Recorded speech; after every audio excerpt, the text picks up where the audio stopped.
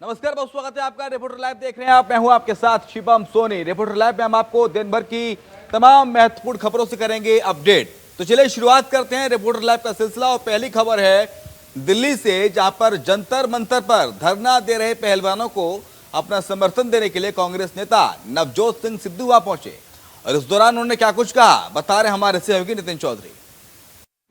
जंतर मंतर पर चल रहे पहलवानों के धरना प्रदर्शन में तमाम बड़ी बड़ी पार्टियां के नेता पहुंच रहे हैं। उससे पहले आम आदमी पार्टी के मुख्यमंत्री अरविंद केजरीवाल ने देश के प्रधानमंत्री नरेंद्र मोदी पर निशाना साधा था। उसके बाद में आरएलडी के चीफ जयंत चौधरी भी वहां पहुंचे थे। उसके बाद आज नवजोत सिंह सिद्धू कांग्रेस के नेता हैं, वो भी पहुंचे थे। तो उसके बाद में उन्होंने पहलवानों के जो यौन उत्पीड़न का जो मामला चल रहा था, पहलवानों का कहना है कि ब्रजभूषण के खिलाफ FIR दर्ज कर ली है, लेकिन उसको अभी तक गिरफ्तार नहीं किया है। गिरफ्तारी को लेकर पहलवानों का 9 दिन से लगातार धरना प्रदर्शन चल रहा है। भारतीय कुश्ती महासंघ के अध्यक्ष ब्रजभूषण शरण के खिलाफ कार्रवाई की मांग को लेकर धरना प्रदर्शन में बैठे पहलवानों से मिलने पहुंचे। दरअसल कांग्रेस नेता नवजोत सिंह सिद्धू ने ट्वीट कर कहा कि आज दोपहर करीब जंतर मंतर पर सत्याग्रह में शामिल होंगे। इससे पहले नवजोत सिंह सिद्धू ने पहलवानों के समर्थन करते हुए अपने ट्वीट में लिखा था कि चौंकाने वाली बात यह है कि 9 नामी महिलाओं ने शिकायत की, फिर भी कोई प्राथमिकता दर्ज नहीं की गई।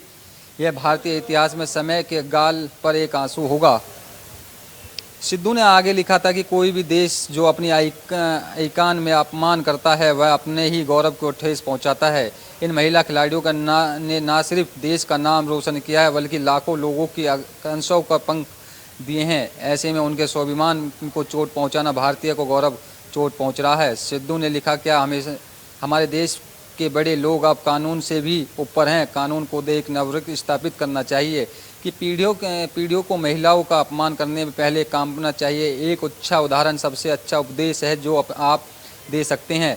ओलंपिक गोल्ड मेडल विजेता नीरज चोपड़ा ने पहलवानों के समर्थक में बोलते हुए कहा कि यह देखकर कष्ट होता है कि एथलीट इंसाफ के लिए सड़क पर बैठे हैं। उन्होंने देश को अपनी कड़ी मेहनत के दम पर पहलवानों के साथ ऐसे मामला बेहद संवेदनशील है। ऐसे में इन लोगों के इंसाफ मिलना चाहिए। बॉलीवुड अभिनेत्री उर्मिला ने पहलवानों के समर्थन में बोलते हुए कहा कि हमारे देश की बेटियों को जिन्होंने देश का मान सम्मान और मेडल दिलवाए हैं, जंतर मंतर पर धरने पर बैठी हैं। जो महिला को देवियों का दर्जा दिया जाता है, वहां न्याय की भीख मांग रही हैं। क्या यह सही है? गृह मंत्री और खेल मंत्री इनका गुहार सुनिए। वहीं ब्रजभूषण शरण ने आज साफ तौर पे कहा है कि आखिरकार खेलों को नहीं रोका जाए, खेलों को खेलने दिया जाए, लोगों को बढ़ने देना चाहिए। लेकिन उसके बाद चाहे मेरे को फांसी पे लटकाने की बात आए, मैं उसको भी करने के लिए तैयार हूँ। लेकिन जो खेल चल रहा है, मेडलिस्ट जो जीत के आ रहे हैं, पहलवान अपने खेल में योग्यता जगा रहे हैं, उनको जो है आगे बढ़ना चाहिए। लेकिन उसके बाद में आज ब्रजभूषण ने साफ तौर पर कहा है कि क्या मैं ऐसी चीज़ों पे जो है नज़रअंदाज भी करना नहीं चाहता, क्योंकि जिस तरीके से उनके ऊपर आरोप लगाए हैं, खिलाड़ियों का कहना है कि जल्दी जल्दी उनकी गिरफ्तारी होनी चाहिए। यदि गिरफ्तारी नहीं होती है तो उससे जो धरना प्रदर्शन वो कंटिन्यू चलता रहेगा। कैमरामैन निक्की के साथ मैं नितिन चौधरी, इंडिया वॉइस, दिल्ली। उधर बिहार के बाहुबली नेता आनंद मोहन की रिहाई का मामला पहुंच गया है सुप्रीम कोर्ट। क्या है पूरी खबर, बता रही हमारे सहयोगी स्वीटी दीक्षित। का मामला अब तूल पकड़ता जा रहा है। इस मामले में धीरे धीरे अब सियासत भी गहराती जा रही है, क्योंकि अब बता दें कि जी कृष्णैया की पत्नी जो कि IS थे, जिसका कत्ल आनंद मोहन ने किया था, उसकी पत्नी अब यानी कि उमा देवी सुप्रीम कोर्ट पहुंच चुकी है। चूंकि बिहार सरकार ने जिस तरीके से आनंद मोहन को रिहाई कर दिया था, जेल के कई मैनुअल में चेंजेस करके, 2012 के मैनुअल में कई ऐसे चेंजेस करके बिहार की सरकार ने आनंद मोहन को रिहा कर दिया था। अब उसी रिहाई का चुनौती देने के लिए, उसी रिहाई को अब पहुंची है वो सुप्रीम कोर्ट। सुप्रीम कोर्ट में इस मामले की सुनवाई अब 8 मई को होने जा रही है। और इसी के साथ उमा देवी ने कहा है कि बिहार सरकार ने रिहा करके सरासर गलत किया है। और इसी के साथ आपको बता दें कि जी कृष्णैया की बेटी का भी बयान आया। उन्होंने कहा है कि ये सरकार काम की नहीं है, उन्होंने रिहा कर दिया है।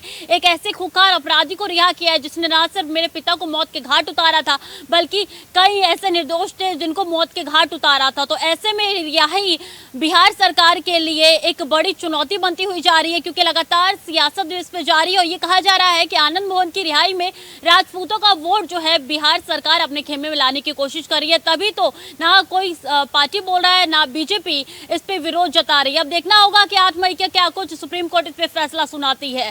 कैमरा पर्सन निक्की के साथ स्वीटी दीक्षित, इंडिया वॉइस। उमेश पाल हत्याकांड में बड़ा खुलासा हुआ है। अतीक अहमद को लेकर महत्वपूर्ण खुलासा है, बता रहे हमारे सहयोगी दिनकर आनंद। कर्नाटक विधानसभा चुनाव के लिए बीजेपी ने अपना मैनिफेस्टो जारी कर दिया है। बीजेपी प्रदेश अध्यक्ष जेपी नड्डा सीएम बसवराज बोम्मई, पूर्व सीएम वीएस येदियुरप्पा इस दौरान मौजूद रहे। बता दें कि इस मैनिफेस्टो में बीजेपी ने 7A को प्रमुखता से जगह दी है। बीजेपी ने अपने मैनिफेस्टो में कई लंबे चौड़े वादे किए हैं। बीजेपी ने बीपीएल धारकों को लुभाने के लिए साल में 3 गैस सिलेंडर मुफ्त देने का वादा किया है। इसके साथ ही आपको बता दें कि बीजेपी ने 10 लाख रुपए तक का लोन का वादा किया। साथ ही आपको बता दें कि राज्य में गरीबों को 10 लाख घर देने का भी बीजेपी ने वादा किया। इसके साथ ही बीजेपी का ओवरऑल अगर मैनिफेस्टो का जिक्र करें तो वो गरीबों और वंचितों को लुभाने की कोशिश साबित हो रही है। इसके साथ बीजेपी ने योजनाओं का जो पिटारा है नरेंद्र मोदी का और बीजेपी का, वो इस चुनाव में भी देखने को मिल रहा है। लेकिन इसी कड़ी में बीजेपी के मैनिफेस्टो आने के बाद यानी कि मंगलवार को एक बार फिर से कांग्रेस अपना मैनिफेस्टो जारी करने जा रही है। देखना होगा कि कांग्रेस के मैनिफेस्टो में किन मुद्दों को तवज्जो दी जाती है, क्योंकि हिमाचल प्रदेश में कांग्रेस ने प्रियंका गांधी की अगुवाई में लंबे चौड़े वादे किए थे पहली कैबिनेट में। इस बार भी राहुल गांधी ने कहा है कि जो भी वादे किए जाएंगे सरकार बनने के बाद पहली कैबिनेट में पूरे किए जाएंगे। कैमरा पर्सन निकी के साथ मैं दिनकर आनंद, इंडिया वॉइस। वहीं उमेश पाल हत्याकांड में एक और नया अपडेट्स निकल कर सामने आया है। प्रयागराज से बता रहे हमारे सहयोगी शोएब रिजवी।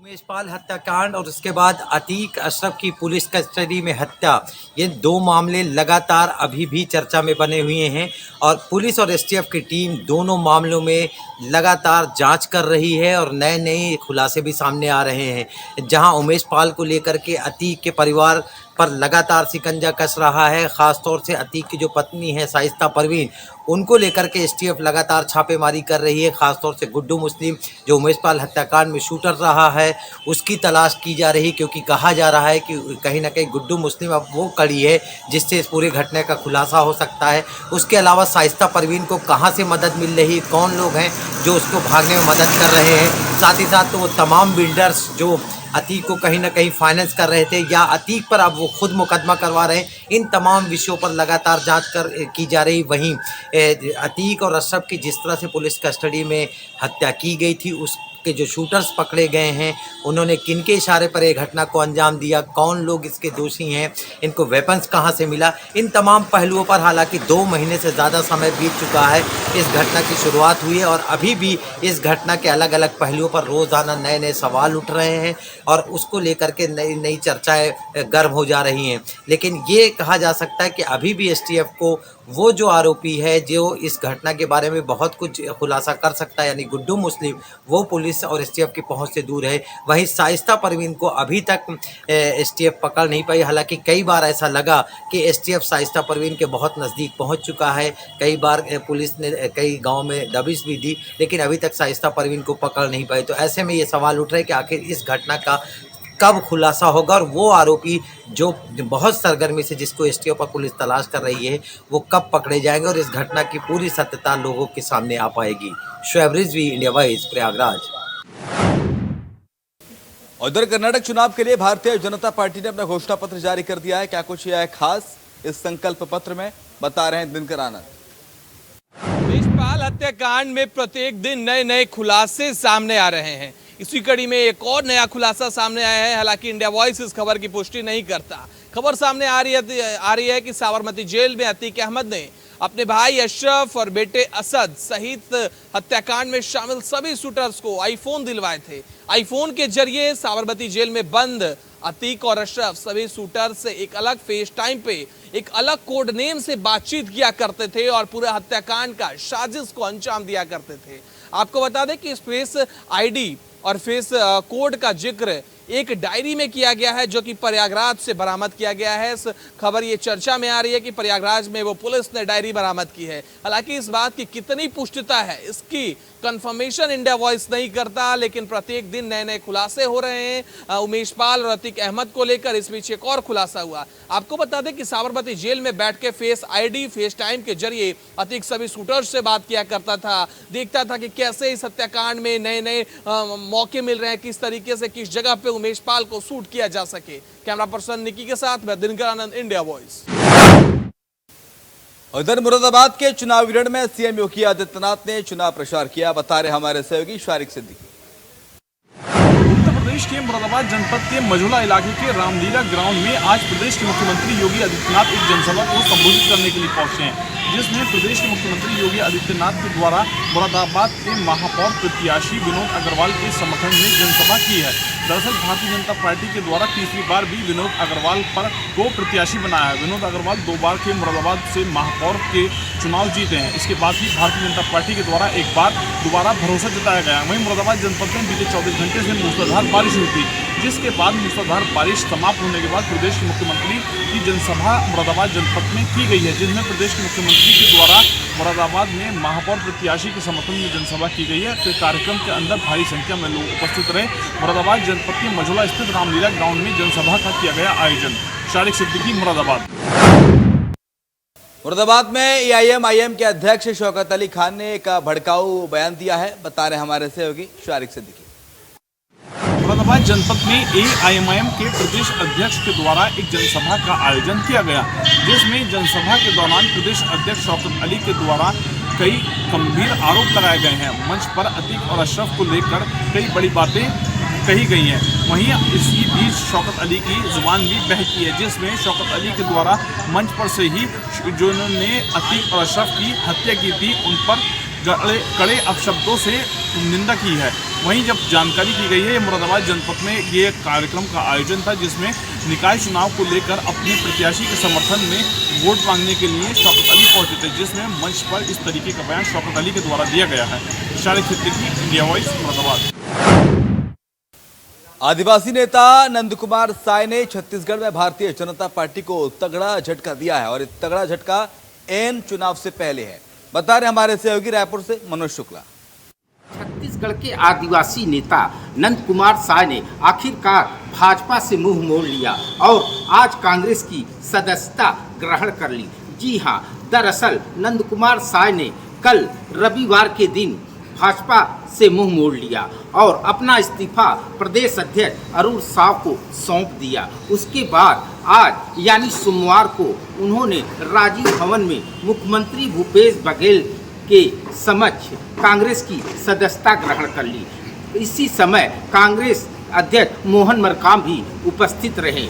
मोहन मरकाम ने साफ तौर पर कहा कि नंद कुमार साय के आने से कांग्रेस को मजबूती मिली। वहीं मुख्यमंत्री भूपेश बघेल ने कहा कि नंद कुमार बघेल को ससम्मान कांग्रेस में एक जाना पहचाना सा जो है उनको पद से नवाजा जाएगा। इतना ही नहीं, मुख्यमंत्री भूपेश बघेल ने उनके सम्मान में कहा कि नंद कुमार साय कोई जाना पहचाना सा नाम है, उनको किसी को जनाने की जरूरत नहीं है। इतना ही नहीं, मुख्यमंत्री भूपेश बघेल ने कहा कि आदिवासी नेता नंद कुमार साय को सम्मानजनक पद भाजपा में नहीं मिला था, जिसके नाते वह काफ़ी दिनों से नाराज चल रहे थे। आखिरकार कांग्रेस में उनको समझ आ गई। इतना ही नहीं, इसी सब बात को लेकर नंद कुमार साय ने भी मीडिया के सामने यह बात कही कि छत्तीसगढ़ में भूपेश सरकार लगातार अच्छा काम कर रही है, आदिवासियों के लिए भी अच्छा काम कर रही है। नरवा गुरवा बाड़ी की तारीफ भी नंद कुमार साय ने किया। इसी सब को देखते हुए नंद कुमार साय ने कहा कि भूपेश सरकार अच्छा काम कर रही है, जिसे देखते हुए हम कांग्रेस में शामिल हुए हैं। Manoj Shukla, India voice news, Raipur. और इधर उत्तराखंड में चारधाम यात्रियों के लिए मौसम विभाग ने अलर्ट जारी किया है, बता रहे हमारे सहयोगी अभय कैंतुरा। उत्तराखंड में एक बार फिर मौसम अपना मिजाज बदल चुका है और उत्तराखंड के इस बदले हुए मौसम के मिजाज ने चार धामों सहित उत्तराखंड के जो दूसरे पर्यटक स्थल हैं वहां पर यात्रियों की जो मुश्किलें हैं उसको बढ़ाने का काम शुरू कर दिया है। मौसम विभाग ने कहा है कि पिछले 48 घंटे में तो हल्की बर्फबारी और हल्की से मध्यम गति की बारिश देखने को मिली है, लेकिन आने वाले अगले 48 जो घंटे होंगे उसमें उत्तराखंड के कुमाऊं क्षेत्र के लिए भारी बारिश यहाँ पर बताई गई है। कुमाऊं क्षेत्र में ज़्यादातर जगहों पर मध्यम गति की बारिश होगी, लेकिन कुछ जगहों पर भारी से बहुत भारी बारिश बारिश की संभावना भी यहाँ पर जताई गई है। इसके अलावा मौसम विभाग ने साफ तौर पर कहा है कि चारधाम यात्रा मार्गों पर जो इस समय यात्री जा रहे हैं, जो जाना चाहते हैं, वो कम से कम जिला प्रशासन और मौसम विभाग के द्वारा दी गई जानकारी का अनुसरण जरूर यहाँ पर करें। उसके बाद अपनी यात्रा का प्रारंभ यहाँ पर करें, क्योंकि चारधाम यात्रा मार्गों पर बारिश तो आपको मिलेगी ही, साथ ही लैंडस्लाइड वाली जैसी जगह, जो संभावित जो जगह, वहाँ पर भूस्खलन के खतरा भी अधिक बढ़ता हुआ नजर आ रहा है। ऊंचाई वाले जो स्थान है, यानी 3000 मीटर से जो ऊंचाई वाले जो अधिक स्थान है, वहाँ पर बर्फबारी आपको मिलेगी। तो ऐसे में कह सकते हैं, चाहे आपका यमुनोत्री धाम हो, बद्रीनाथ धाम हो या केदारनाथ धाम हो, वहाँ पर तापमान 0 से नीचे यहाँ पर रहेगा और लगातार जो बर्फबारी होगी वो आपको यहाँ पर यात्रियों को देखने को मिलेगी। तो उसके लिए संभावित तौर पर सभी यात्रियों और श्रद्धालुओं से अपील यहाँ पर जरूर की जा रही है कि जिला प्रशासन और मौसम विभाग के दी गई निर्देशों का पालन करें, ताकि वो किसी भी परेशानी में बचने से ना पड़े और उन परेशानियों का हल यहाँ पर निकाला जा सके। लेकिन उत्तराखंड में आने वाले 48 जो घंटे होंगे, 48 से 72 घंटे होंगे, वो बारिश और बर्फबारी के लिए यहाँ पर पहले से ही चेतावनी के रूप में मौसम विभाग की तरफ से दे दिए गए। तो सभी लोगों को सावधानी बरतने के लिए कहा गया है। कैमरामैन नसरुल्लाह के साथ अभय केंतुरा, इंडिया वॉइस, देहरादून। देश की राजधानी दिल्ली में एक बार फिर से मौसम सुहावना हो गया है। कैसा रहा देश के दिल दिल्ली का हाल, बता रही हमारे सहयोगी स्वीटी दीक्षित। दिल्ली एनसीआर में रविवार शाम से ही मौसम सुहावना हो चुका है। इसी के साथ आपको बता दें 10 डिग्री तक सेल्सियस घट चुका है और इसी के साथ लोगों को गर्मी से निजात मिल चुकी है, यानी कि बारिश हो रही है लगातार। इसी के साथ येलो अलर्ट भी जारी कर दिया गया है, न सिर्फ दिल्ली एनसीआर में बल्कि गाजियाबाद में, उत्तर प्रदेश में, केरल में और कई ऐसे राज्य हैं जहाँ पे येलो अलर्ट जारी हो चुका है बारिश को देखते हुए। और इसी के साथ ये भी जानकारी दी गई है कि पहाड़ी इलाकों में खास तौर पर ध्यान रखा जाए, क्योंकि पहाड़ी इलाकों में बर्फबारी भी हो सकती है और तेज हवाएं भी चल सकते हैं। दिल्ली एनसीआर में भी आंधी आने की संकेत जारी किया है मौसम विभाग की तरफ से और ये बारिश लगातार 5 दिनों तक होती रहेगी। और लेकिन इस बारिश से जो है मई के महीने में गर्मी का जिस तरीके से सितम गर्मी ढाता है उससे निजात मिल चुकी है, कुछ ही दिनों के लिए सही, लेकिन दिल्ली एनसीआर के लोगों के लिए गर्मी से निजात मिल चुकी है। लेकिन बात की जाए बारिश की, तो लगातार बारिश से जल भराव की समस्या भी सामने आ रही है। दिल्ली एनसीआर में कई जगहों पे जल भराव हो चुका है और ऐसे में अगर पहाड़ी की क्षेत्रों की बात की जाए तो पहाड़ में भूस्खलन के भी ऐसे इंतजाम भी लगातार सरकार कर रही है, क्योंकि ज्यादातर आंधी चलने की संभावनाएं भी जताई गई है। ऐसे में अगर पहाड़ी इलाकों में बर्फबारी और भूस्खलन हुए तो सरकार के भी खासा इंतजाम देखने को मिल रहा है। येलो अलर्ट जारी हो चुका है न सिर्फ दिल्ली एनसीआर में बल्कि कई ऐसे राज्य हैं जहां पे येलो अलर्ट जारी हो चुका है। इसी के चलते मौसम विभाग ने साफ तौर पे कहा है कि 5 दिनों तक आंधी भी चलेगी और भारी बारिश भी होगी। कैमरा पर्सन निकी के साथ स्वीटी दीक्षित, इंडिया वॉइस। और देश में कोरोना एक बार फिर से डरा रहा है। कोरोना के आंकड़े तेजी के साथ बढ़ते जा रहे हैं, बता रहे हमारे सहयोगी दीक्षा चौधरी। देश में कोरोना के पिछले 24 घंटे में 4000 से कम मामले सामने आए। वहीं बीते 25 दिन बाद 5000 से कम मामले सामने आए हैं। आपको बता दें, बीते 24 घंटे में कोरोना से मरने वालों की संख्या 14 हो गई है। इससे पहले 4 अप्रैल को 4435 नए केस मिले थे। देश में एक्टिव केस लगातार कम हो रहे हैं। बीते दिन 47,246 एक्टिव केस थे। इससे पहले 12 अप्रैल को 44,998 लोगों का इलाज जारी था। 22 अप्रैल को कोरोना के 10,112 नए मामले मिले थे, जबकि 29 लोग की मौत हुई थी। इसके बाद से लगातार नए केस 10,000 से कम मिले हैं। रविवार को 6,904 नए केस सामने आए थे, 16 लोगों की मौत हुई थी। सोमवार को 6,954 नए संक्रमित मिले थे, वहीं 24 लोग की मौत हुई थी। मंगलवार को 9,629 केस दर्ज किए गए थे और 29 लोगों की मौत हुई थी। वहीं बुधवार को भी 9,335 केस सामने आए थे। देश में पिछले 24 घंटे में 4,282 नए कोरोना मरीज मिले हैं। इनमें से 2,443 केस सिर्फ 5 राज्यों में है। केरल में पिछले 24 घंटे में 942 नए केस मामले सामने आए हैं, वहीं 6 लोगों की मौत हुई है। वहीं महाराष्ट्र में बीते 24 घंटे में 425 नए केस सामने आए हैं, 499 लोग ठीक हुए हैं। वहीं दिल्ली में भी 405 नए केस सामने आए, जबकि 3 लोगों की मौत हुई। वहीं 811 लोग कोरोना से रिकवर हुए हैं। इसके साथ ही उत्तर प्रदेश में 351 नए केस मिले हैं, 1 की मौत हुई है। फिलहाल देश भर में कोरोना के मामले में लगातार गिरावट देखी जा रही है। कैमरामैन निक्की के साथ दीक्षा चौधरी, इंडिया वॉइस। सोमवार को यानी कि आज 1 मई को पूरे विश्व भर में मजदूर दिवस मनाया गया। क्यों मनाया जाता है मजदूर दिवस, बता रही हमारे सहयोगी जूही। आज 1 मई को पूरी दुनिया अंतर्राष्ट्रीय मजदूर दिवस मना रही है। इसका हमारे और आपके जीवन पर भी काफ़ी गहरा असर देखने को मिलता है। दरअसल साल 1877 में अमेरिका में किसानों जो मजदूर है उन्होंने एक आंदोलन छेड़ा था, जिसमें उन्होंने अपने काम करने के समय को लेकर आंदोलन छेड़ा था। उनकी मांग थी कि उनके काम करने के समय को कम कर 8 घंटे कर दिया जाए, साथ ही सप्ताह में 1 दिन की छुट्टी भी दी जाए। बीते 132 साल से ये दिन श्रमिकों के लिए मनाया जाता है। साल 1886 को पूरे अमेरिका में लाखों मजदूरों ने एकजुट होकर इस मुद्दे को लेकर हड़ताल की थी। इसमें लगभग 11,000 फैक्ट्रियों के 3,80,000 मजदूर शामिल हुए थे। आंदोलन में कई मजदूरों की जानें भी गई। 15-15 घंटे तक काम करने वाले मजदूरों की मांग थी कि उनकी मजदूरी का समय घटाकर 8 घंटे निर्धारित कर दिया जाए। इसके अलावा 1 दिन का अवकाश जो है सप्ताह में दिए जाए। वहीं भारत की बात करें तो साल 1923 में आज के ही दिन लेबर किसान पार्टी ऑफ हिंदुस्तान ने भारत में मजदूर दिवस मनाने की शुरुआत की थी। पार्टी की अध्यक्षता में इस दिन को मनाने का फैसला लिया गया था, जिसे कई सारे संगठन और सोशल पार्टी का समर्थन भी मिला था। इसके बाद पहली बार लाल रंग का झंडा मजदूरों की एकजुटता और संघर्ष के प्रतीक के तौर पर इस्तेमाल किया गया। इस आंदोलन के बाद से जो है हर बार 1 मई को, हर साल 1 मई को श्रमिकों के लिए मजदूर दिवस मनाया जाता है और कई राज्यों में जो है इस दिन छुट्टी भी होती है। कैमरामैन निकी के साथ मैं जूही, इंडिया वॉइस। उधर रायबरेली में कमल खिलाने के लिए भारतीय जनता पार्टी ने एड़ी चोटी का जोर लगा दिया है। बता रहे हमारे सहयोगी राजू तिवारी। कांग्रेस के गढ़ रायबरेली में कमल खिलाने के लिए भारतीय जनता पार्टी के बड़े चेहरे रायबरेली में आ रहे हैं, चाहे सूबे के मुख्यमंत्री योगी आदित्यनाथ हो या प्रदेश अध्यक्ष। वहीं डिप्टी सीएम केशव प्रसाद मौर्य आए हुए थे और आज डिप्टी सीएम ब्रजेश पाठक का रायबरेली दौरा रहा। आपको बता दें कि रायबरेली के एक निजी होटल में नगर पालिका अध्यक्ष की उम्मीदवार शालिनी कनौजिया को जिताने के लिए डिप्टी सीएम ब्रजेश पाठक ने एक प्रबुद्ध वर्ग सम्मेलन कार्यक्रम में बतौर मुख्य अतिथि शिरकत किए। आपको बता दें कि लगातार भारतीय जनता पार्टी के द्वारा एक कवायद की जा रही है कि रायबरेली जिले में सेंध लगाई जाए और रायबरेली जिले में कमल खिलाया जाए। आपको बता दें कि पूर्व में ही जो यहाँ से मंत्री हैं दिनेश प्रताप सिंह, उनका गृह जनपद है, तो उन्होंने पूर्व में ही मीडिया से बातचीत के दौरान कहा था कि रायबरेली की 10 सीटों पर कमल खिलाया जाएगा।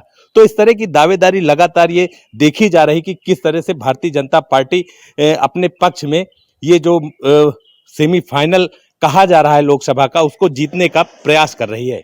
बात करें तो रायबरेली के नगर पालिका की जो उम्मीदवार शालिनी कनौजिया हैं, उनके पक्ष में आज एक प्रबुद्ध वर्ग सम्मेलन के दौरान मीडिया से बातचीत करते हुए ब्रजेश पाठक ने कहा है कि रायबरेली जिले में हर वर्ग का वोट इनको मिल रहा है और यहाँ प्रचंड बहुमत से शालिनी कनौजिया जो भारतीय जनता पार्टी की उम्मीदवार हैं, उनकी जीत होगी।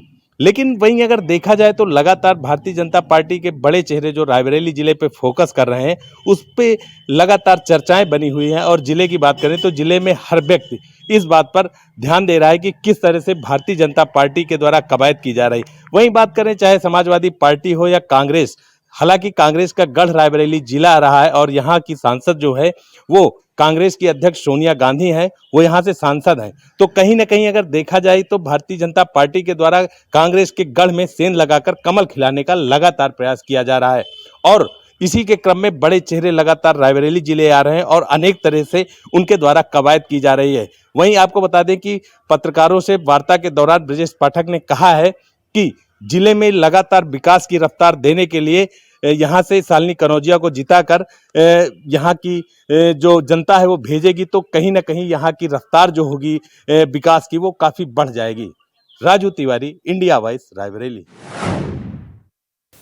उधर रायबरेली में आदर्श आचार संहिता का पालन कराने के लिए पुलिस ने भी कमर कस ली है। बता रहे हमारे सहयोगी राजू तिवारी। निकाय चुनाव के दरमियान लगी आदर्श आचार संहिता पालन कराने के लिए देखा जा रहा है कि रायबरेली जिला प्रशासन अलर्ट मोड में है। आपको बता दें कि बीती रात रायबरेली पुलिस के द्वारा हर चौराहों पर शहर कोतवाली में जगह जगह पर बैरियर लगाकर जो आने जाने वाले बड़े वाहन हैं, चाहे वो मोटरसाइकिल हो या 4 पहिया वाहन, उनकी सघन चेकिंग व तलाशी की गई। हालांकि इस दरमियान भारतीय जनता पार्टी के बड़े नेता व बड़ी नामचीन हस्तियां भी शामिल रही, जिनकी गाड़ियों को चेक किया गया। आपको बता दें कि जिला प्रशासन के द्वारा लगातार ये देखा जा रहा है कि निकाय चुनाव को निष्पक्ष व पूरी तरह से संपन्न कराने की कवायद चल रही है। आपको बता दें कि रायबरेली जिले में शहर की बात करें तो शहर में लगातार जिलाधिकारी की बात करें या पुलिस अधीक्षक की, तो उनके द्वारा लगातार सड़कों पर उतरकर भी अपील की जा रही है। वहीं लोगों से कहा जा रहा है कि चुनाव के दरमियान किसी तरह की हुड़दंग या किसी प्रकार का जो है लोग इधर उधर ना जाएं और आदर्श आचार संहिता व धारा 144 का वो पालन करें। हालांकि आपको बता दें कि पूरे जिले में 9 नगर पंचायत व 1 नगर पालिका है। हर जगह जो है सर्किल ऑफिसर जो सीओ रैंक होता है उनको ये हिदायत दी गई है कि जिले में शांति व्यवस्था बनाए रखने के लिए जो चिन्हित लोग हैं उन पर कार्यवाही की जाए और सघन चेकिंग व तलाशी की जाए, ताकि जिले में कहीं ना कहीं जो लोगों की एंट्री है गलत लोगों की, उन पर काबू पाया जा सके। इसी मामले को लेकर लगातार पुलिस अलर्ट मोड में दिखाई पड़ रही है और सड़कों पर फ्लैग मार्च भी करती हुई पुलिस दिखाई पड़ रही है। आपको बता दें कि रायबरेली जिले की बात करें तो रायबरेली जिले में जिला प्रशासन के द्वारा लगातार अलर्ट मोड देखा जा रहा है और छोटे छोटे जो कार्य हैं उस पर लगातार तीसरी आंख का भी नजर बनाए रखने की बात कही जा रही है। आपको बता दें कि रायबरेली जिले में हर चौराहों पर पुलिस की मौजूदगी देखी जा रही है और शाम होते ही पुलिस के द्वारा बड़े तादाद में फ्लैग मार्च किया जा रहा है, ताकि जिले में शांतिपूर्ण ढंग से चुनाव संपन्न कराया जाए। और इसी के क्रम में लगातार चाहे जिलाधिकारी हो या पुलिस अधीक्षक हो या अपर पुलिस अधीक्षक हो, लगातार वो शहर के रोडों पर घूमते हुए फ्लैग मार्च करते हुए दिखाई पड़ रहे हैं। तो इस तरह से जिला प्रशासन के द्वारा लगातार कमर कस ली गई है और होने वाले 4 मई को मतदान होने हैं और मतदान कराने के लिए पुलिस व प्रशासन लगातार कटिबद्ध दिखाई पड़ रही है। Raju Tiwari, India voice, Raebareli. और इसी के साथ रिपोर्टर लाइव में इतना ही। खबरें लगातार जारी हैं, आप देखते रहिए इंडिया वॉइस।